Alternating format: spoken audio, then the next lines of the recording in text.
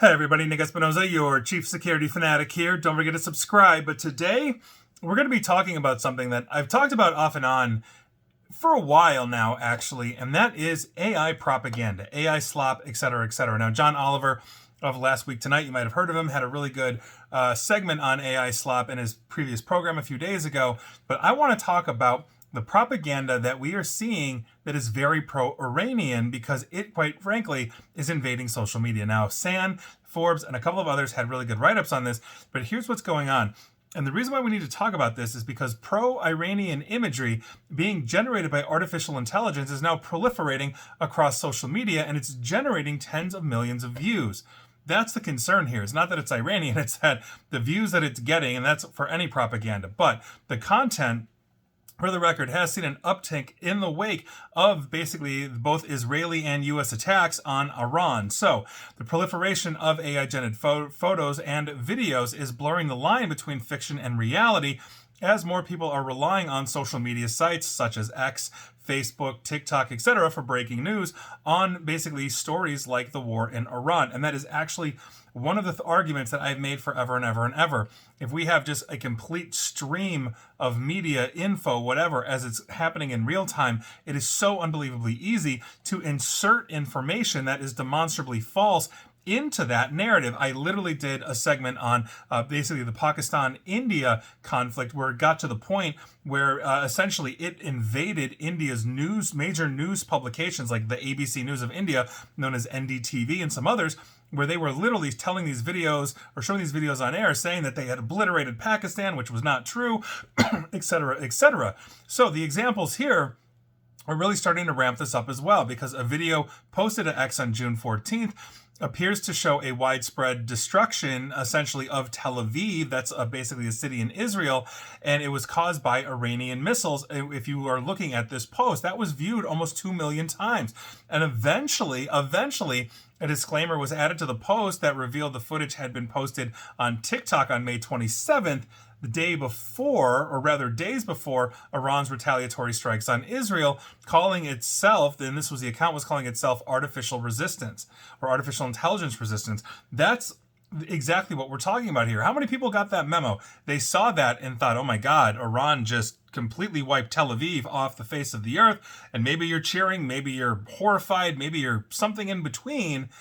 But how many people got the memo that said, oh yeah, this is fake, that this didn't actually happen? Another AI-produced video on X showed Iranian ballistic missiles being transported out of a mountainside complex. Even though the account basically labeled the footage, or rather the account labeled itself as parody, we had over 2 million views on that one, and it was eventually hit with an AI disclaimer. However, some X users appeared convinced that the footage was legitimate after X's AI chatbot, Grok, deemed it real, according to the BBC. In other words, people were saying, is this real? And they were asking Grok, and Grok's like, yep. Yeah, it really is, when it wasn't. On June 18th, an image reporting to show a downed B-2 bomber. Those are the Air Force aircraft used by the U.S. military for the airstrikes against Iran, had racked up almost 1 million views on X. In other words, like the Iranians had shot down one of these very stealthy bombers, which they clearly hadn't done. The photo, which includes an Iranian flag and soldiers next to it, basically next to the damaged plane, eventually was labeled AI. But again, the memos come after the fact, and so many people now think that literally Iran shot down a B-2 bomber when they absolutely did not. Now, the proliferation of computer-generated content, even when it's obviously AI, is basically being normalized in government as well, thanks to officials. So on June 16th, 3 days after Israel attacked his country, Iran's supreme leader, Ayatollah Khamenei, shared an AI image of missiles being fired basically from the country alongside verses from the Quran.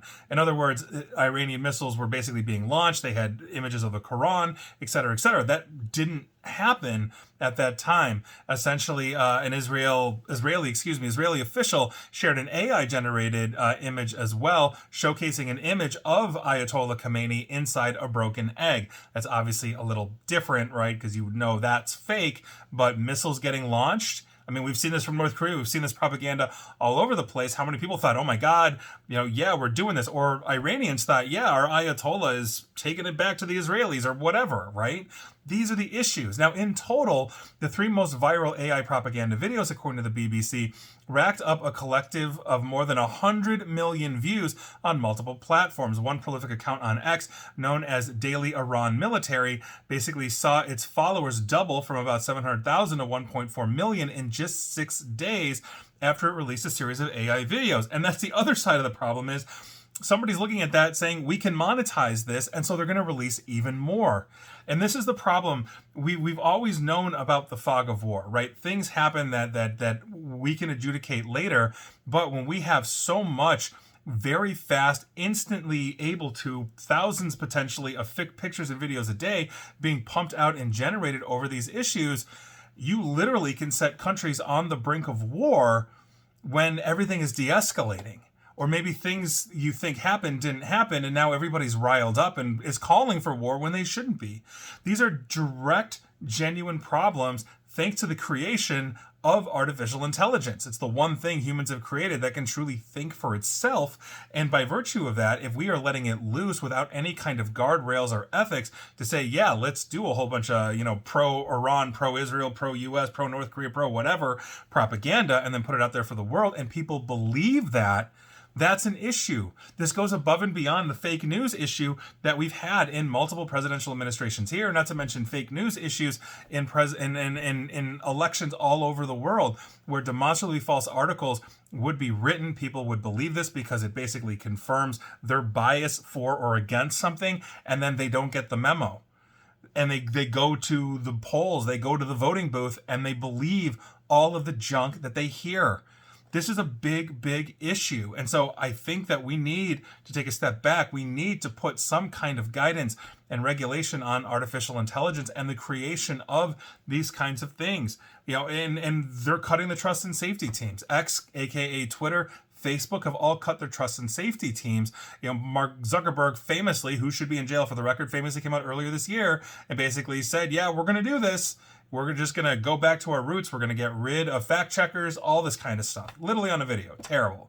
So I say all of this to say that what we really need to do is start focusing on this, start having these conversations, and quite frankly, start educating everybody to understand that odds are if you're seeing something, it's probably going to be artificial intelligence. But we have to discern fact from fiction because not everything is going to be artificial intelligence. And the liar's dividend essentially states that if everybody thinks it's AI, they tend not to believe anything. It's been attempted in court, et cetera, et cetera. So we have to run the balance between fact versus fiction, not just assume everything is fiction, but we have to build that filter of vetting, that filter of research that it maybe allows us to initially distrust before we can actually verify and then trust. So I'll leave it at that. I hate doing these segments, but quite frankly, it's important, and this is what's happening. And please like, share, follow me here on Facebook and Twitter at NickAESP, and please feel free to subscribe to me at YouTube as well, where hopefully I'll never give you propaganda, just the facts. And as always, stay safe, stay online, and please attempt to stay private, secure, and most definitely and accurately informed. Take care.